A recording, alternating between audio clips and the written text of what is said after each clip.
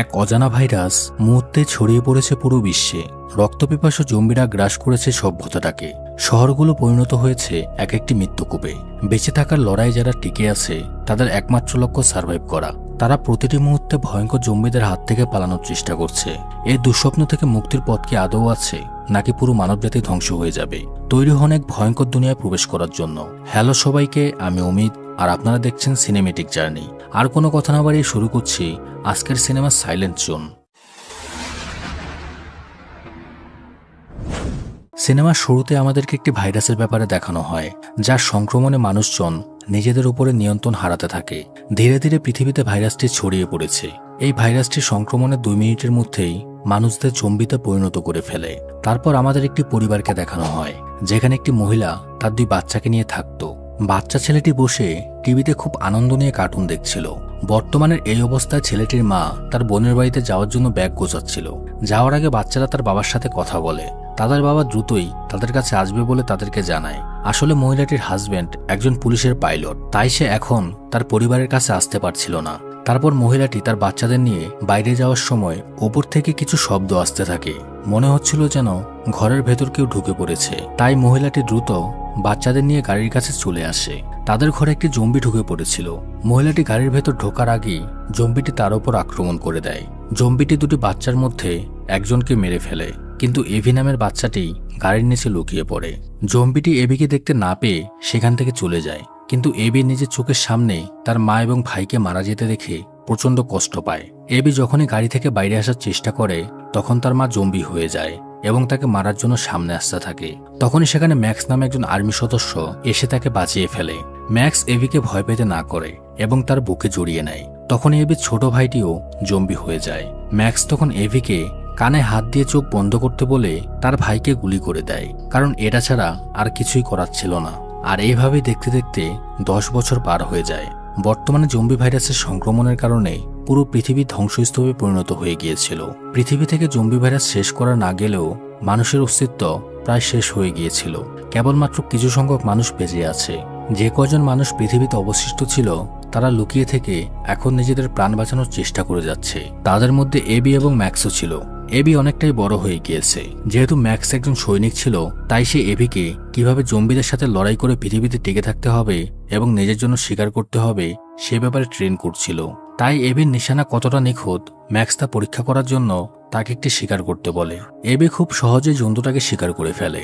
এটা দেখে ম্যাক্স খুব খুশি হয়ে যায়। তারপর সে জন্তুটির মাংস নিজেদের খাবারের জন্য সংগ্রহ করতে থাকে। রাত হয়ে যাওয়ায় তারা এখানে থাকার সিদ্ধান্ত নেয়।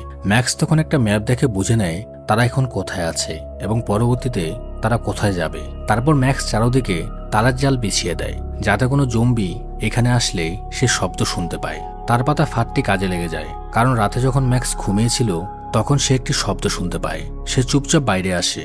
তখন একটি জম্বি তার উপর আক্রমণ করে দেয়, কিন্তু ম্যাক্স খুবই দক্ষ একজন সৈন্য ছিল, তাই সে সেখানে জম্বিটিকে মেরে ফেলে।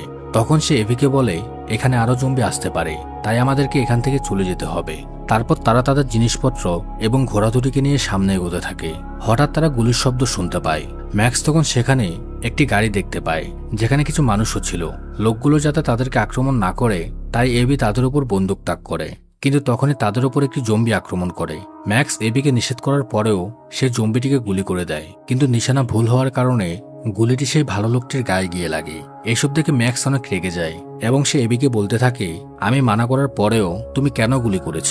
তাই এখন বাধ্য হয়ে আমার লোকটিকে মারতে হবে। তারপর ম্যাক্স আহত লোকটিকে মেরে ফেলে এবং তাদের কাছে থাকা প্রয়োজনীয় জিনিসপত্র নিয়ে সেখান থেকে যেতে থাকে। কিন্তু তখনই সেখানে গাড়িতে করে অনেকগুলো মানুষ চলে এসে ম্যাক্স এবং এভিকে ঘিরে ফেলে। তারা ম্যাক্সকে বলে তোমরা আমার লোকদের মেরে মোটেও ঠিক করোনি, এখন তোমাদেরও মরতে হবে। তখন গাড়ির ভেতর থেকে মেগান নামে একজন মহিলা বের হয়ে আসে এবং ম্যাক্সকে বলতে থাকে দেখো আমরা কোনো খারাপ মানুষ না, তুমি শান্ত হও, আমরা তোমাকে কোনো ক্ষতি করব না। কিন্তু তখনই হাজার হাজার জম্বি মৌমাছির মতো তাদের ঘিরে ফেলে।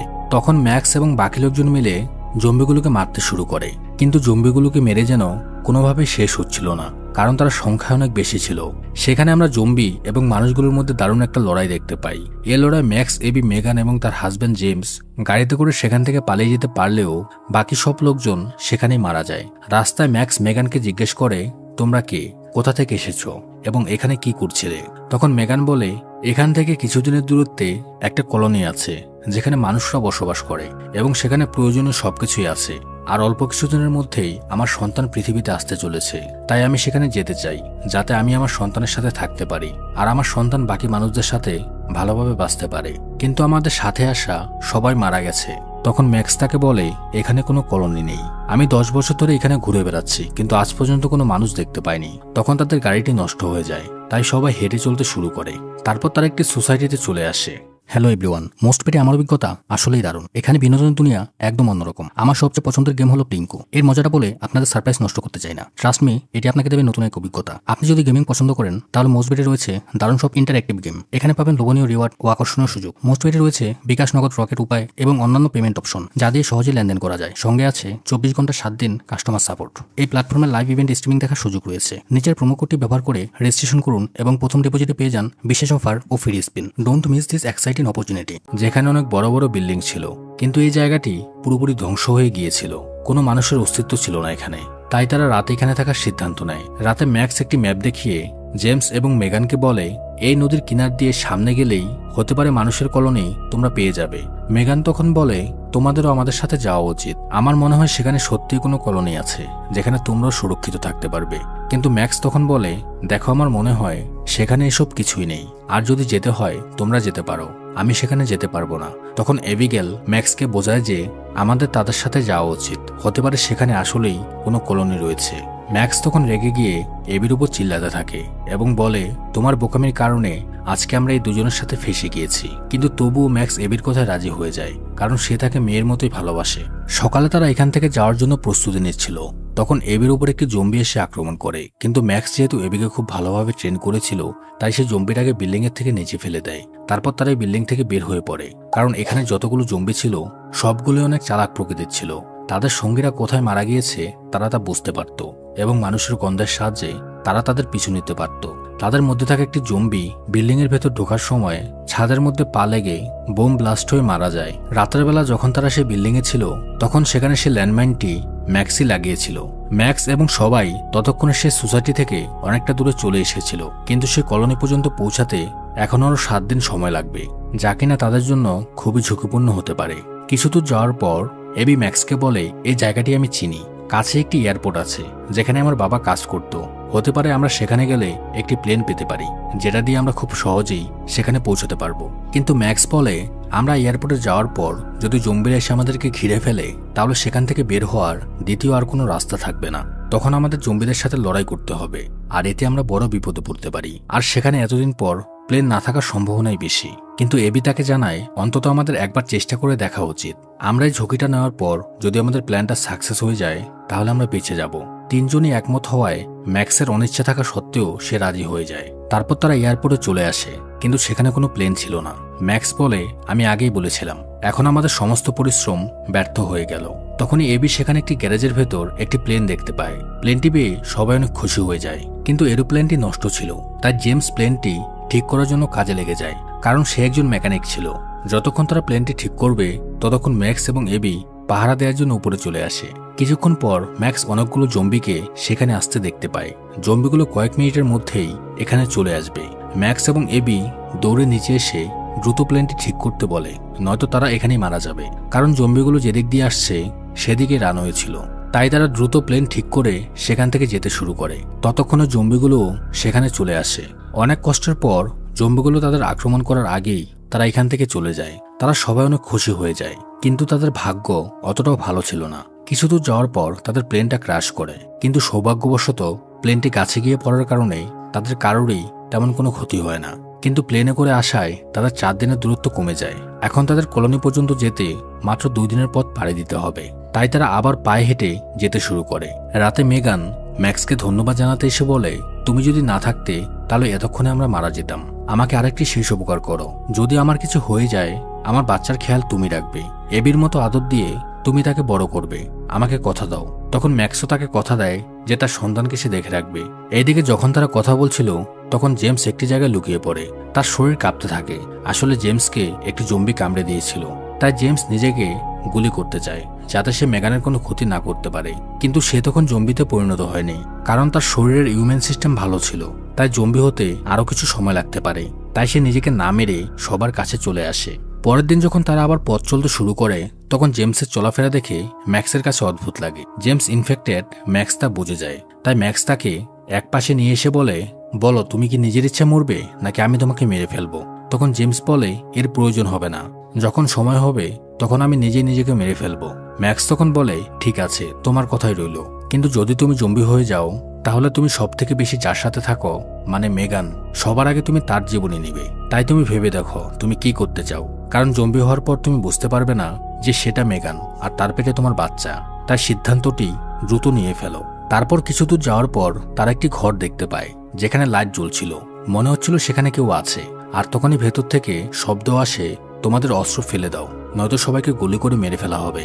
এই কথা শুনে সবাই তাদের অস্ত্রগুলো একটি বাক্সে রেখে দেয়। তখনই সেখানে ডেভিড নামের একজন লোক আসে।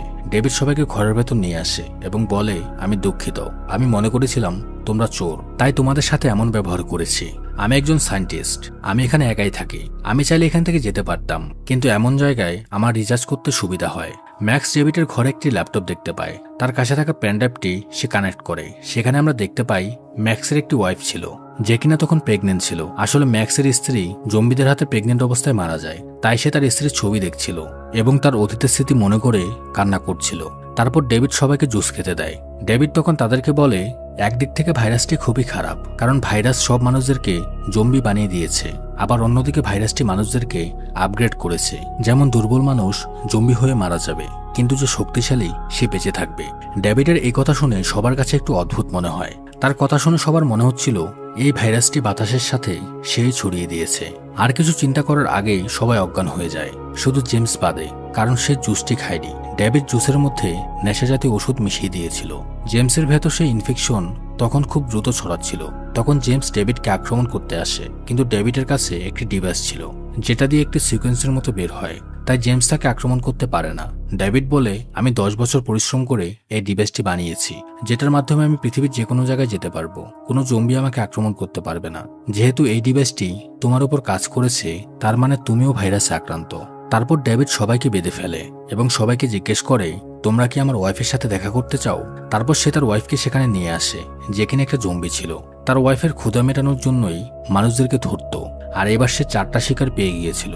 তার জম্বি ওয়াইফ জেমসের উপর হামলা করলে জেমসও তখন তার ওয়াইফের উপর হামলা করে দেয় এবং সবার বাঁধন খুলে দেয়। তারপর সেখান থেকে যাওয়ার সময় তারা ডেভিডের গাড়ির চাবি নিয়ে তার গাড়ি নিয়ে সেখান থেকে পালিয়ে যায়। ডেভিড তখন প্রচন্ড রেগে যায়, কারণ তার স্ত্রী তখনও ক্ষুধার্ত ছিল, তাই সে তখন তাদের পিছু নেয়। এদিকে ম্যাক্স গাড়ি চালাতে থাকে। শব্দ পেয়ে জঙ্গলে থাকা হাজারো জম্বি তাদের পেছনে আসতে থাকে।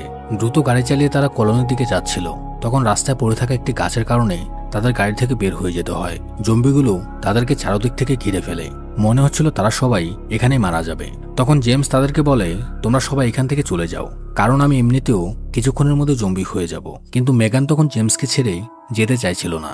তখন জেমস মেগানকে বোঝায় তোমাকে আমাদের সন্তানের জন্য বাঁচতে হবে। তুমি আমার সন্তানকে বলো যে তার বাবা তাকে অনেক ভালোবাসত। তারপর জেমস তখন সবগুলো জম্বির উপর ঝাঁপিয়ে পড়ে এবং খুব সাহসিকতার সাথে তাদের সাথে লড়াই করতে থাকে। আর ততক্ষণে সবাই সে কলোনির কাছাকাছি পৌঁছে যায়। তখন একটি জম্বি জেমসকে মেরে ফেলে, কিন্তু জেমসের কারণেই তারা কলোনির সামনে যেতে সক্ষম হয়েছিল, যেটা কিনা অনেক বড় বড় পুরাতন জাহাজ জড়ো করে নদীর মাঝখানে তৈরি করা হয়েছিল। কলোনির লোকজন তাদের পেছনে যে জম্বিগুলো ছিল তাদেরকে মেরে ফেলে তাদের কাছে নিয়ে আসে। এখানে আসার পর মেগানের ডেলিভারির সময় হয়ে গিয়েছিল, তাই সেখানে একটি মহিলা তাকে ডেলিভারির জন্য সাহায্য করে। পরের দিন সকালে ডেভিড নামে সেই লোকটি ম্যাক্স এবং বাকি সবার পিছু করতে করতে সেই কলোনি পর্যন্ত চলে আসে, যেখানে সে অনেকগুলো জম্বিকে মৃত পড়ে থাকতে দেখে। তখন সে জেমসের দেহটি দেখে বলে তোমার কি মনে হয় তারা কি তাদের ভাগ্য পরিবর্তন করতে পারবে? এটা কখনোই সম্ভব না। আমি সব মানুষদেরকে দেখিয়ে দেব তারা জম্বিদের সামনে কোনো কিছুই না। এদিকে মেগান তার সন্তানের জন্ম দিয়েছিল। তখন মহিলাটি ম্যাক্সের সামনে এসে বলে আমি খুবই দুঃখিত, আমি সন্তানকে বাঁচাতে পারলেও মাকে বাঁচানো যাবে না। কয়েক ঘন্টার পরই সে মারা যাবে। তুমি চাইলে শেষবারের মতো তাকে দেখে আসতে পারো।